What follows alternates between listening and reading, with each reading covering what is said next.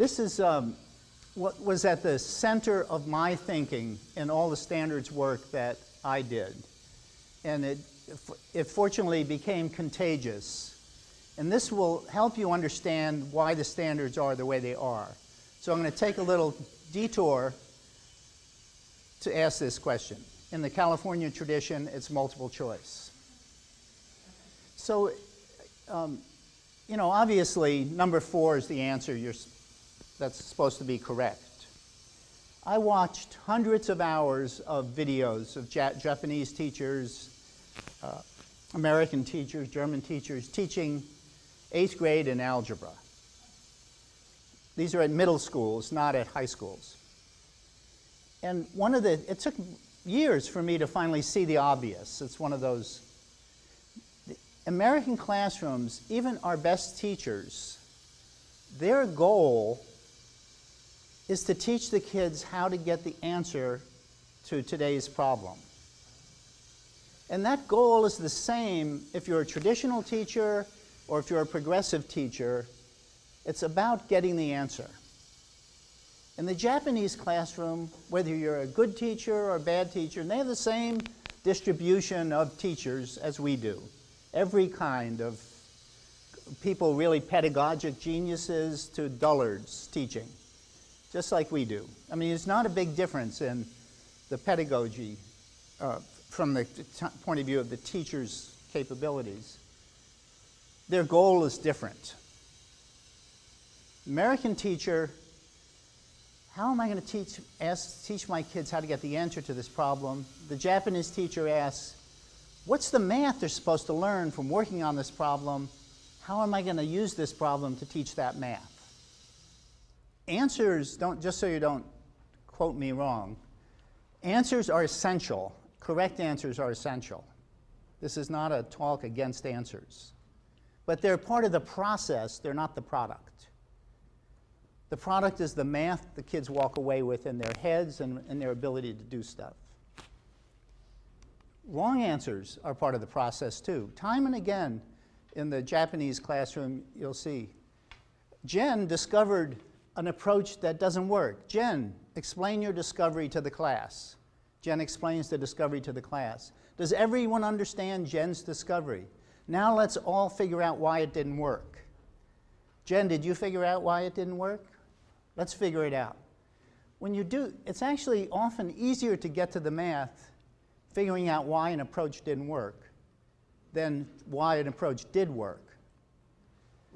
There's another reason they do this. We had a Japanese educator that we were working with, not for the standards, this was an earlier project, who criticized us for treating this situation as Jen's problem. Something wrong with Jen, need to diagnose and remediate. That's not the first reaction in a Japanese classroom. First reaction is, Jen is the canary in the mine shaft. That approach that Jen discovered, any one of you might go down that path tomorrow or next week or the week after. And what's your name? Parker, he was like this. He got the answer real quick. He might have got the answer like that because he made lucky assumptions. They might be lucky assumptions he learned last year or whatever it is, but his understanding is not very robust. Next week, I'll give him a different problem. He'll make those same assumptions. They won't work for that problem. He'll be confused, and he'll wind up where Jen is.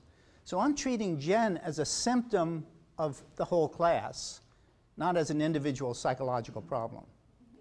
And so for Parker, what I'm doing is making his understanding more robust and deeper. So there are 3 necessary things we need to do with a math problem. Answer getting, we're not saying that's bad. And in the SERP work, Jen was involved in the early days, in the SERP work, one of the things we've discovered in trying to figure out why kids have problems with word problems is that they don't even bother to try to make sense of the problem. They rush to answer getting. They immediately start doing experimental arithmetic with the numbers, and they do the easiest. The strategy is really something that works pretty good in elementary school.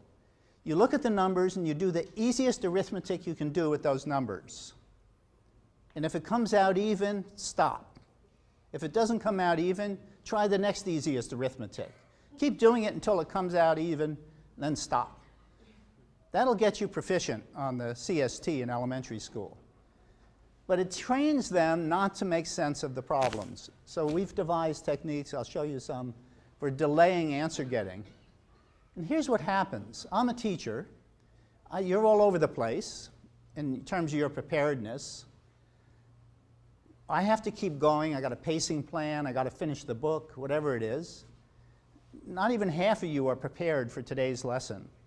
So I got a problem that you got to get the answer right to. If I think my job is teaching you how to get the right answer, there's a lot of different ways to teach you how to get the right answer, a lot of different ways to get the right answer. One of those ways is for me to teach you some math you don't know already, and then show you how to use that math that you're still not sure you know, you're not too sure of, you've never used it before, you're an absolute rookie at using this math, a beginner, to show you how to use that math you just learned and you just forgot, you just remembered again, to get the right answer. Some of you will pick it up right away. Some of you will struggle, get it a little wrong. This sounds like a classroom management mess. I'm not going that way. Another way I could do it is to show you how to get the right answer with math you already know, that's more reliable, and a few memory aids. That sounds better. I can keep the class together better. You can be producing right answers before the bell rings, and since you already know the math, it'll be more reliable. It's incredible when you analyze our textbooks, and it's even worse when you look in the classrooms, what a high percentage of what we teach kids is not mathematics, but answer-getting techniques.